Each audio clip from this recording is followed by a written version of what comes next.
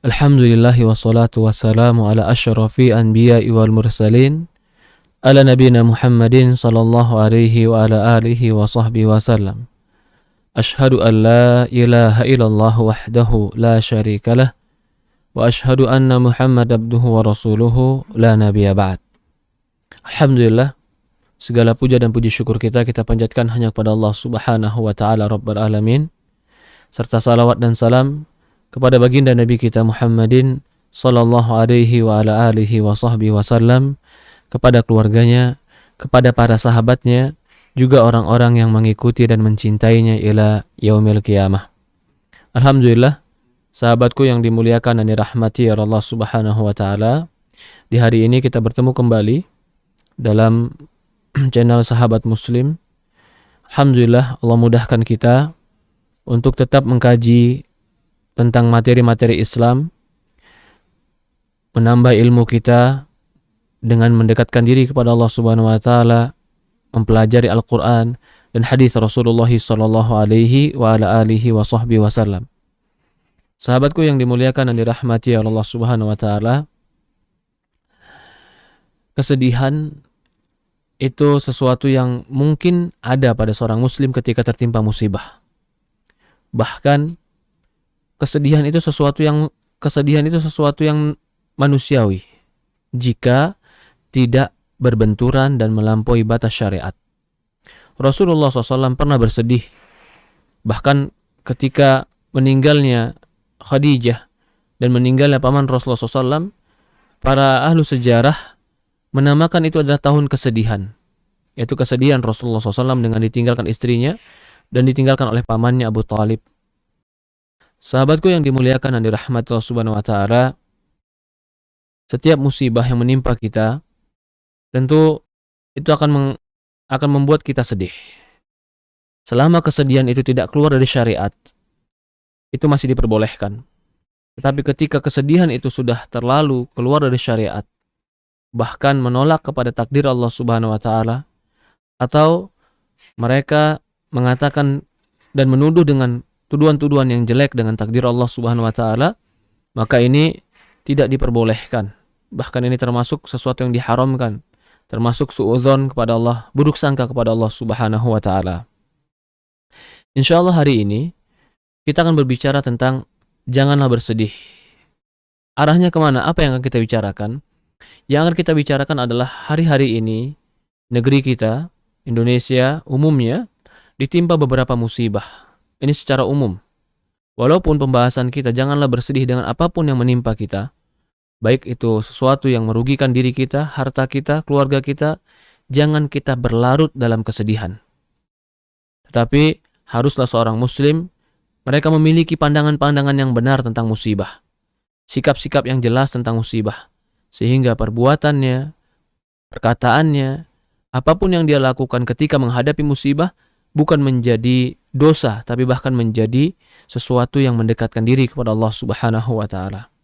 Kita memohon juga kepada Allah Subhanahu wa taala agar Allah Subhanahu wa taala cabut dari kita semua musibah ini, dan agar kaum muslimin di negeri kita, negeri Indonesia ini, diberikan kebaikan oleh Allah Subhanahu wa taala, dimudahkan dan dihindari dari mara bencana dan bahaya.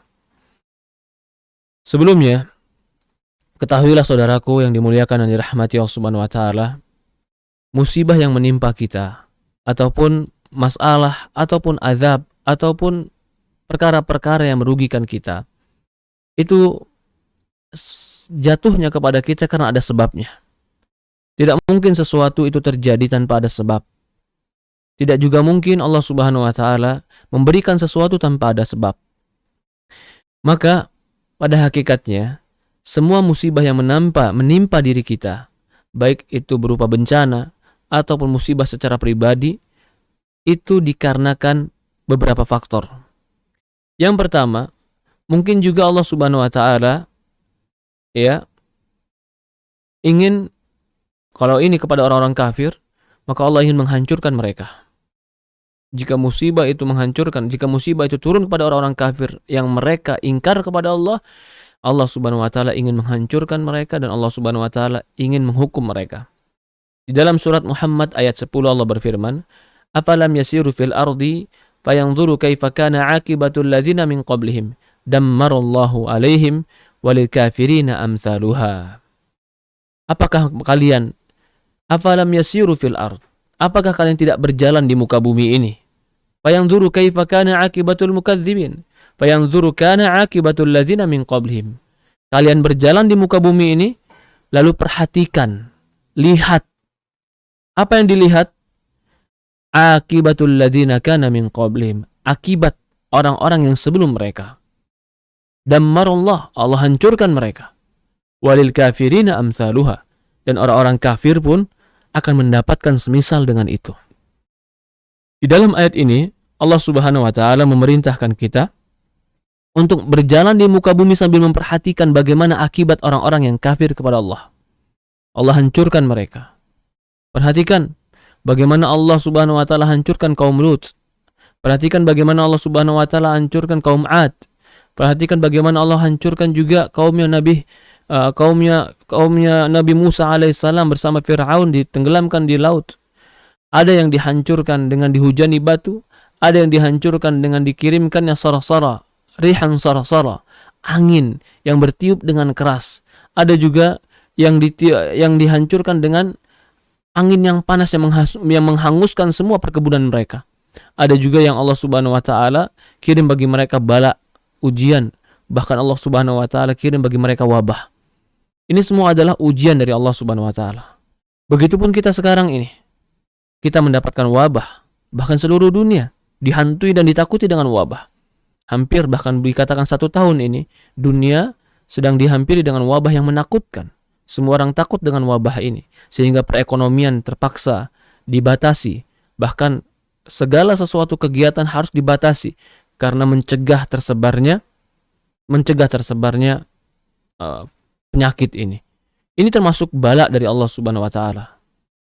Ini termasuk ujian dari Allah Subhanahu wa taala. Dammarallah. Allah katakan, Allah menghancurkan mereka, walil kafirina amsaluha. Bagi orang-orang kafir akan mendapatkan yang semisal dengan ini. Yaitu semisal dengan apa yang diperhatikan dan mereka lihat dari bencana-bencana yang Allah Subhanahu wa taala kabarkan. Di dalam surat Rum ayat 41. Diperhatikan surat Rum ayat 41.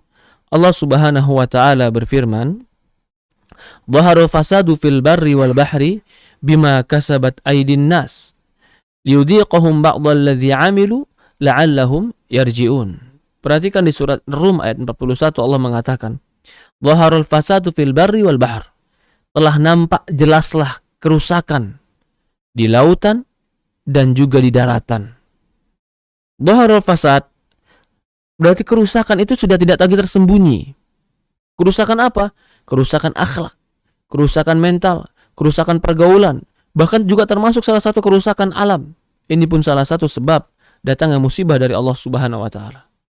Ketika mereka melakukan kerusakan di muka bumi ini, baik di darat ataupun di laut, Allah Subhanahu wa taala katakan, liyudhiqahum ba'dalladzi zalamu, liyudhiqahum ba'dalladzi 'amilu, agar mereka merasakan apa dampak amal mereka. La'allahum yarji'un, agar mereka kembali kepada Allah Subhanahu wa taala.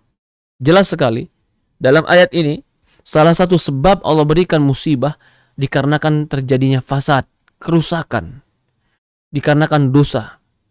Jika kerusakan dan dosa ini terjadi, maka disitulah Allah Subhanahu wa taala akan menghalalkan azabnya bagi mereka yang melakukan dosa. Di dalam ayat yang lain, Allah Subhanahu wa taala yang Maha Bijaksana menakdirkan, Allah Subhanahu wa taala mensyariatkan juga untuk mereka memberikan ayat-ayat Allah Subhanahu wa taala dengan kekuasaan Allah agar mereka takut kepada Allah. Ini yang berikutnya. Allah Subhanahu wa taala berfirman, "Wa ma mana'ana an nursila bil ayati illa an kadzdzaba bihal awwalun." Kami tidak ada yang menghalangi kami untuk mengutus ayat-ayat kami, yaitu ayat-ayat kekuasaan Allah. Illa an kadzdzaba mursalun awwalun, illa an kadzdzaba bihal awwalun, kecuali mereka mendustai. Jadi mendustai Allah Subhanahu wa taala itu sebab Allah utus azab dari Allah Subhanahu wa taala. Dalam ayat yang lain Allah berfirman, Awalam yakfi bi rabbika innahu ala kulli syai'in qadir. Sanurihim ayatina fil afaqi wa fi anfusihim hatta yatabayyana lahum annahu al-haqq wa lam yakfi bi rabbika annahu ala kulli syai'in syahid. Di dalam ayat yang lain atau di dalam hadis Rasulullah SAW juga menyebutkan bahwasannya ketika terjadi taufan, ketika terjadi bencana atau sebab-sebab terjadinya itu semua dikarenakan di dalam surat Al-Imran ayat 160 Allah berfirman, dalam Al-Imran ayat 160 Allah berfirman, walamma asabatkum musibatun qad asabat mithlaiha qultum anna hadha qal huwa min indi anfusikum innallaha ala kulli syai'in qadir wa ma asabakum yawmal taqal jam'an fa bi idznillah wa liya'lamal mu'minin wa liya'lamal ladzina nafaqu. Falamma asabatkum musibah, ketika musibah itu menimpa diri kalian, qad asabtum mithlaiha, dan kalian telah tertimpa musibah semisal ini sebelumnya, qultum anna hadza, dan kalian katakan apakah musibah ini untuk kami? Qul huwa min indi anfusikum, katakanlah musibah ini karena ulah tangan kalian sendiri.